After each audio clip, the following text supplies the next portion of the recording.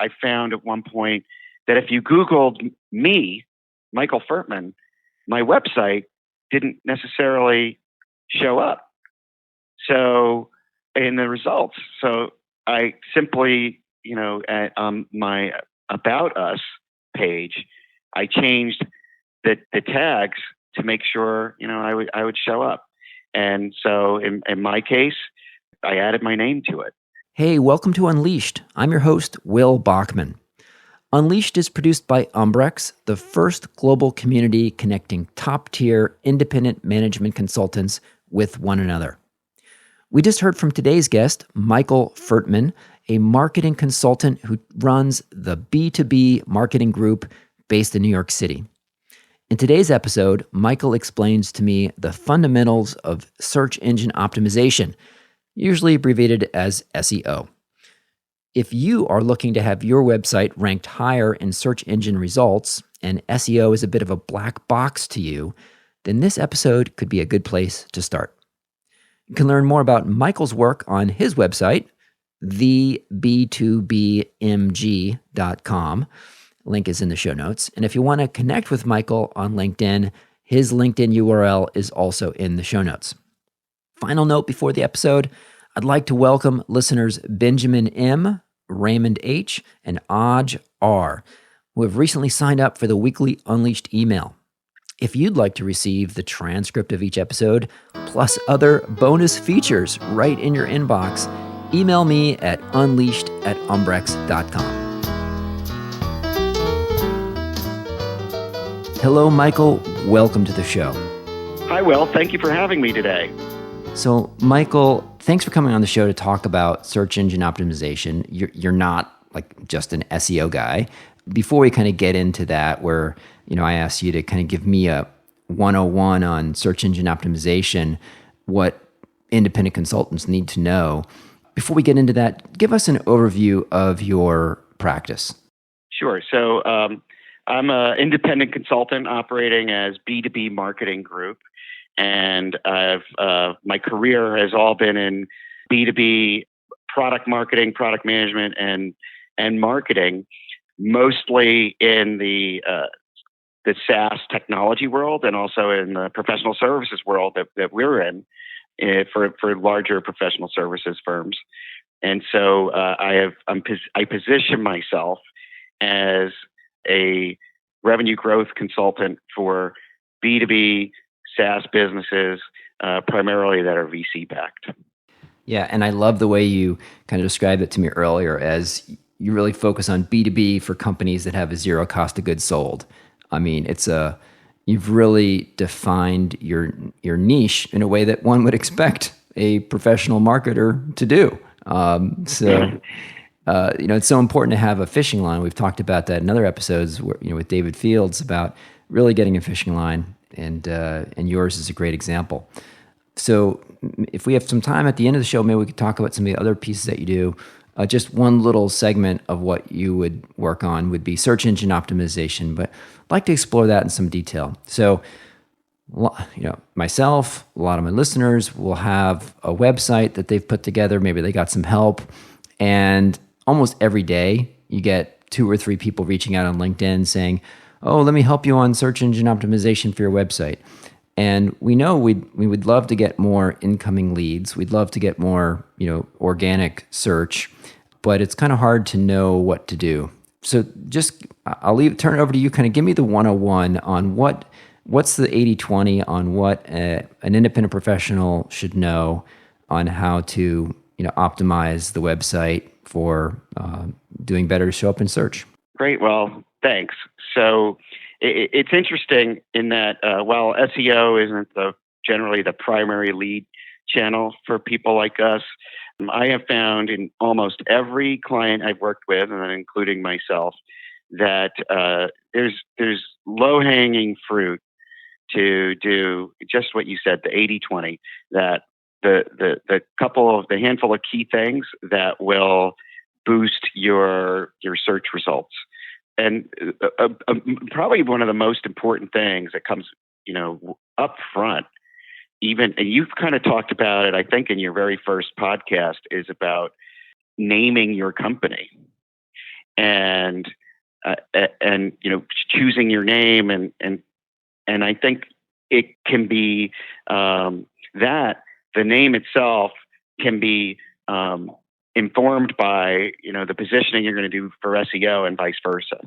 So I think what's very important is to define a niche in terms of like your keywords that will help you be found by your customers, and that really narrows things down for you. And I think of it as what do you do, where do you do it, and for who, and it really helps you to have that down. So for example, and I'll just use myself as an example, I'm a marketing consultant, but that's a pretty broad category.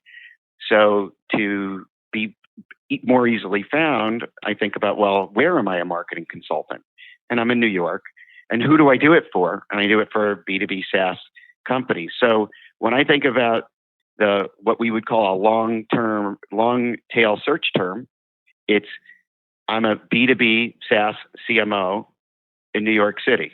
And if you were to Google that, you'll find my LinkedIn profile comes up number 1, and 2 different pages from my website are going to be number 2 and number 3. And again, the more specific, the better. So when I think about people on the phone, I would imagine almost everyone would consider themselves a strategy consultant, or many will. Well, what kind of strategy? Is it operations? Is it marketing? Is it sourcing? So operations strategy. Now, but in what industry? Is it consumer goods? Is it manufacturing? Is it the chemical industry? So, having that really nailed down for yourself makes a big difference. Selecting your niche, being specific. And now when we get into the actual, what are we going to do and implement? It starts with your domain name. Like for me, my domain name actually doesn't quite cut it because I couldn't buy it, B2B Marketing Group. But in my case, I don't even have that going for me. It's the B2BMG, .com. But if you're able to kind of weave it into your domain, that's very helpful. Then on just your home page, you most definitely need just leading the lead on that page somewhere, above the fold that Google is going to pick up is a phrase that explains what you do and for whom. So in my case, marketing strategy for B2B SaaS companies, right? Something like that. Then as you consider what is underneath that, right? So if I'm a marketing strategy consultant, who do I do it for? Or what are the different, aspects of that? And I'm just throwing out some terms that are relevant to me that people might search for. Go-to-market strategy, pricing strategy, digital marketing strategy. And it really helps then to have a separate page for each of those. And what happens is your URL, right, will be something like B2B Marketing Group / go-to-market strategy / pricing strategy / digital marketing strategy. And what appears in the URL is very powerful. So then if somebody is searching for go-to-market strategy, if that's actually in your URL, that will tell Google that Google will give you extra points if it's actually part of your URL, what someone searches for. That's exactly right. And, this is an area that you're not going to be alone. Many other people will have done the same things. But what's fascinating to me actually is, and especially for what I'm going to talk about next, is how few companies actually do it really is the 101. It is the 80-20 that I will go into a company in a business, that sells, whatever widgets they sell, that they just haven't done it in B2B. Consumer, they have to. And what is also fascinating, and I think this is important for people getting started, and just doing a website for the first time, if you pay somebody to do it, the agencies never, I have never seen an agency that develops websites that takes the SEO into account when they're building it out. And it's specifically the area I'm about to talk about in a moment.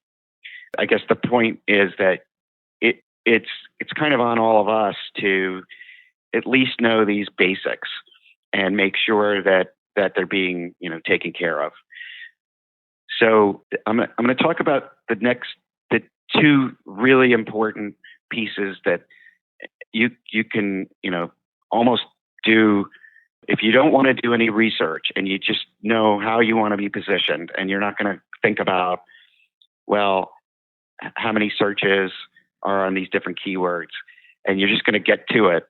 What I'm about to tell you, you can do in 2 or 3 hours or less. And once you've decided, what it is you want to be found for. So should I jump into it? Let's jump in. Next part. Yeah, here? let's go. Yeah. So there's a term, metadata, and it's the information that you don't see on the website. But if you were to actually, like in Chrome, go to the view developer, view source, you actually can on any website see the code that the browser is looking at. Mm-hmm. But you don't need to do that, but I'm explaining that's what this is. And when the way it manifests itself in the day-to-day is if you do a search on anything, right, you see a headline. In the 10 results on that page, you see a headline, and then you see some text underneath.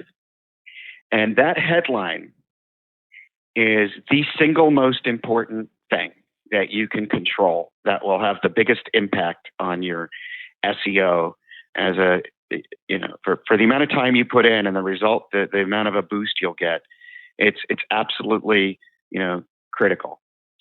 And that headline, if we go back to the, what I do, for who, and where, to the extent that all three of those items are in your headline and what it's called behind the scenes. Oh wait, so the extent that those three are in the headline are going to have the biggest impact, and particularly the what and for who. The where is a little less important, and by the way, Google kind of picks up on that because somewhere on each page you're going to have your address and that kind of information. Anyway, so it's called a title tag, and most people here will have most likely your website. Your website is done in WordPress or in Wix, and each of these have a very easy tool to be able to actually change that title tag. In fact, if you have a WordPress site, typically there's a SEO plugin called Yoast where you can change this. Now, so let me stop there and see if that kind of what I've said so far makes sense. Yeah, so you should have this title, which is a title tag, which is hidden to normal view, but you can look at it if you look at the kind of the developer kind of data. What would give me a couple examples of a good title tag? The best way to find them is to do a search and see what shows up, and what's ever on page one, those are some of the best, right? So just for myself, there's another piece to it, by the way, which probably bears a discussion, maybe a completely separate discussion around optimizing your LinkedIn profile for SEO, which I've done. So when I enter B2B SaaS CMO, my LinkedIn profile is what actually shows up at the top of the page. Number 3 is my website. And what it says is New York City, B2B SaaS marketing, B2B Marketing Group, consulting. So the term CMO isn't actually even in my title. However, there are other things I've done that, make that pop. And then my angel list profile shows up on page 1 as well. And I'll give you another quick example, which is there's a term that folks use that is a fractional CMO. And so if I do B2B fractional CMO NYC, which is very specific, right? I'm going to get my LinkedIn profile number 1, my company LinkedIn profile number 2, my homepage number 3, my angel list number 4, and and now how often is that search done? Not often, but when it is, I show up at the top. Yeah. And as a side note, it shows it's an absolutely fantastic product demo when I'm on the phone with somebody talking about SEO. Right? I'll say, so here's an example. Just Google B2B SaaS CMO. I should be in the top 3. I'm actually, I know I'm going to be number 1, which then is self-fulfilling because people click on it. And so that tells Google that when people do that search, that my result is a relevant one. And those are the things Google looks at. So there's that headline. There's also the body underneath those 2 words. Or excuse me, the body underneath it's like 2 lines. That is important too, because that's where you tell people what's on this page, and then people decide whether they want to click through or not. Okay, so if we've built a website, the key is we should be, maybe we built it, we had someone build it for us. We should check that developer code and look at what the title tag says, and look at what the body says, and make sure it includes all of our keywords and our fishing line kind of stuff. That's right. Because here's what they're going to do if you don't tell them otherwise. And it's especially on those it's not the home page. They're going to say, so for the about, as an example, it'll say B2B Marketing Group / about us. Well, that's not very differentiating to Google about anything. So that's not the right title tag, and it's going to, whoever's developing your site, it's just going to automatically kind of show up that way, unless you do something different. And it's those additional pages where you can make some headway. And an example for myself was I found at one point that if you Googled me, Michael Fertman, my website didn't necessarily show up. So in the results, I simply, at my About Us page, I changed the tags to make sure, I would show up. And so in my case, I added my name to it. It seems simple enough, but it was, even though my name, certainly appeared quite a bit on the site, it wasn't there. So, and in my case, the name of my company helps the SEO, right? Because it's B2B Marketing Group. So that really, that gives me a big head start. So like my About Us is B2B Marketing Group, consultants, and then my name. So let's go to the next topic that you had laid out, internal tagging. Tell me about that. This is the next piece that is easy and will it tells Google quite a bit and will get you a lot of great results. So basically, there's a term called anchor text, and that's when you see the words that actually appear in a hyperlink. They tell Google a lot. So if, for example, I want to be found for marketing strategy, and there are links to a specific page, and the links say marketing strategy, that is going to boost your search engine optimization for those terms and related terms. There's another thing that we can't see at all, which is the photos on your page. They can hold metadata as well. And behind the scenes in WordPress, Wix, or any of those tools, you can add metadata to those photos. And it's very it's low hanging fruit. It's easy. It's fast, and it makes it's the next biggest thing, so to speak, that you can do. So on a page, every photo should have a tag that includes the keywords you want that specific page to be found, and you don't want them to have multiple photos and all the exact same metadata, but you can spin it around, even just changing the order of the words. This is something no one's going to ever see with their eyes, but Google will see it. So it's not important that it even, it's a real phrase, but that you got the right words in there. And then the other piece then is let's say I have 6 pages in my website, just the brochureware level. And I have a page that's on pricing strategy. Well, on every other page, if I mention pricing strategy or some, spin on those terms, I'm going to link them. I'm going to put a hyperlink on those that point to that page. So if I have 6 pages, 5 of the others will, ideally point back to that 6th page using similar terms. So that tells Google that's what that page is about. If you're blogging, once you've done the basics, as you blog with each blog post, it gives you greater opportunity to do this. Each blog post is actually its own page. And so this is kind of a basic rule of thumb is every blog post, you should have 2 links pointing to other posts or pages in your website. You should have 2 other pages on the website linking back to the blog on the topic that the blog is about.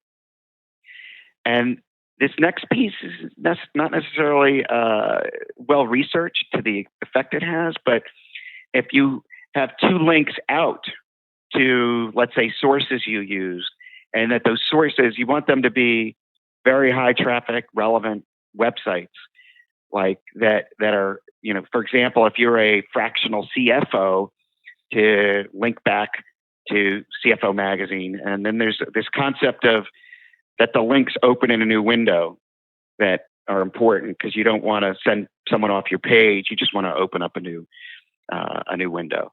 I would say that blogging is by far, once you've got the basics down, I think the most in your control and has a very big impact. I worked for a company, Alpha Point, and we wanted to, this is an obscure term, but we wanted to be found for real estate tokenization.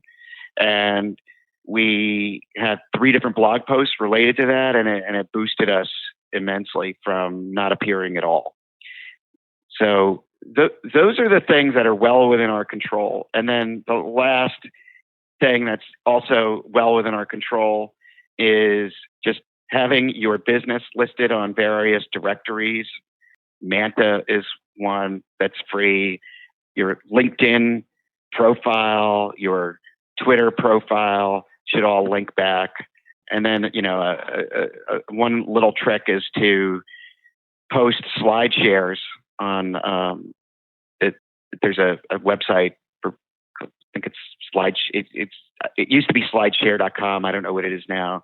You can post presentations, and then what you do is at the end of the presentation, you have links that include those keywords that you want your pages to be found for, and you have, 5 different, learn about, pricing strategy, and that's a link, and it goes to your pricing strategy page and so forth, and that'll boost you. Those are all within your control. The very last thing I would say is, and I mentioned blogging in general, but before you publish those posts, see if you can get them posted somewhere else instead. So if you're a fractional CFO and you wrote a great post, maybe it can be a guest post in CFO magazine or something like that. And that'll really get you a nice boost. And you'll reach a new audience, and you'll be boosting your own personal brand by doing so. So how important is it to have inbound links, to have other sites pointing to your site? Well, that's the other part of the 80-20, right? So I gave you the 80% of the result you get for 20% of the effort. Mm-hmm. It's those external links that will move you immensely to get, from the, but that's the 80% of the effort to get you that extra 20%. So it's very hard to do. There are firms that will say they can help you with link building and that sort of thing. I actually I find that in our world, it's not very helpful. It's the real world blocking and tackling of having people, other sites refer to yours that are in a what I would just say a very real way, whether that's being on a directory of certain kind of consultants, having a relevant trade association linked back to you, either because you wrote a blog for them or because you're, someone they write about. Those kinds of things, having some of those will be, the most powerful. There's another thing I didn't mention in terms of keywords that is also something to consider in blog copy and copy on the site is not just what you do, but what problems you solve. A very, fun word is that people are always searching for is like template. I'm looking for a pricing calculator template. I am looking for HR compliance checklists and templates. And if you do those in the course of your work and then you post them as content that people can get from you, that'll attract a whole separate, additional group of folks. But, these are things I think I consider kind of the 201. And, if we were to, we could certainly, explore all of those. But what I was trying to cover today was the things I can do this week that will boost my standing. And by the way, picking those handful of keywords, those aren't going to be the only things you're found for. But by staying focused, iterations of those terms will be, kind of where you get most easily found. One question is, if you pick a competitor firm of yours, or you find another firm that maybe seems a little bit more sophisticated than your own firm, is there a way to find out what keywords that firm is really targeting and how that firm is being found by people searching? So then you can say, those keywords, like they're selling the same stuff as I am. They're smarter than I am. So let me just cheat and copy what they're doing and try to tackle the same keywords that they're tackling. How do you go about that? A lot of people use a tool called SEMrush, semrush.com. I use something similar called ahrefs.com, and the name of that's actually the beginning of every piece of metadata. It says ahref in HTML behind the scenes. That's where they get their name.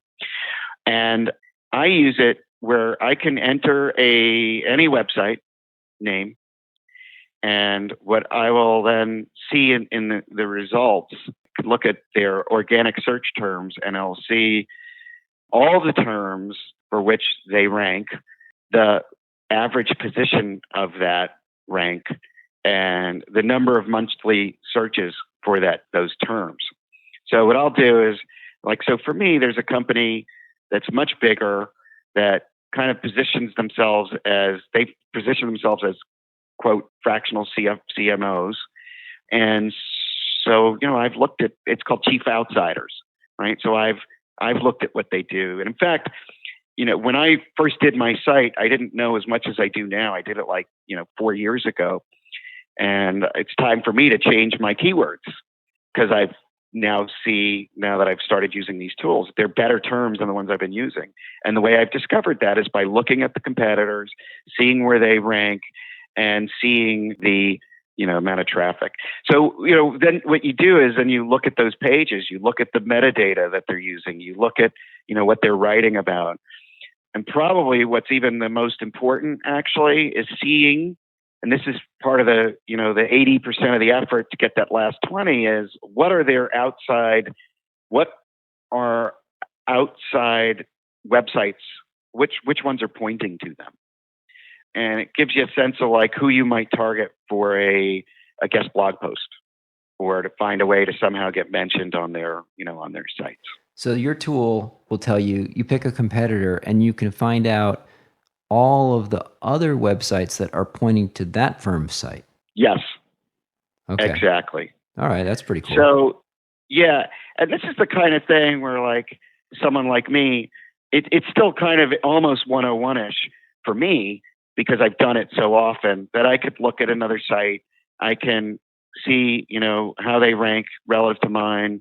I can see, just as an example, like Chief Outsiders has 815 websites pointing back to them. Another big agency that does B2B is Heinz Marketing. They have 2,000 websites pointing back to them with 51,000 links. I can't compete with that as an individual. The way they get there is they write a lot of content and then they get bound for it.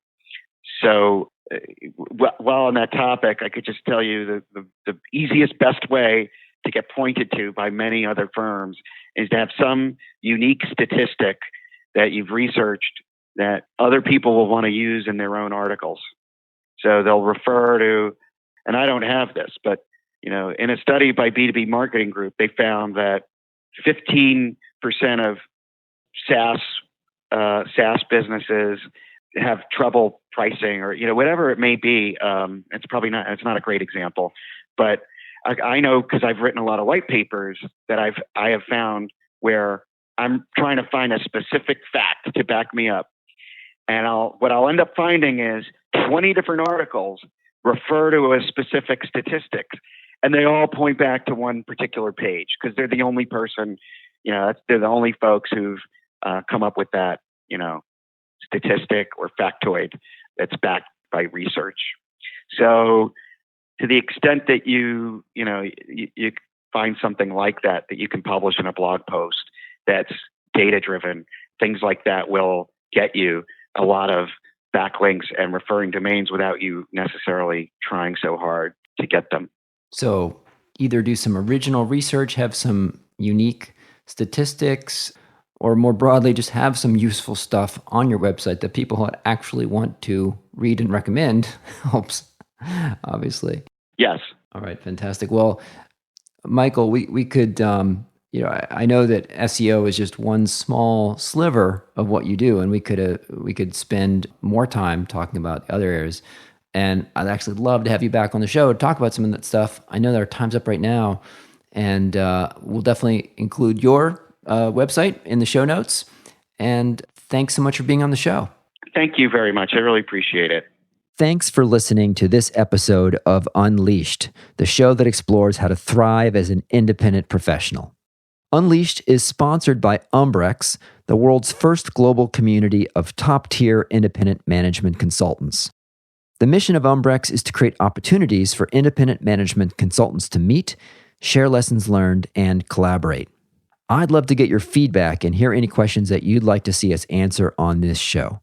You can email me at unleashed@umbrex.com. That's UMBREX.com. If you found anything on the show helpful, it would be a real gift if you would let a friend know about the show and take a minute to leave a review on iTunes, Google Play, or Stitcher.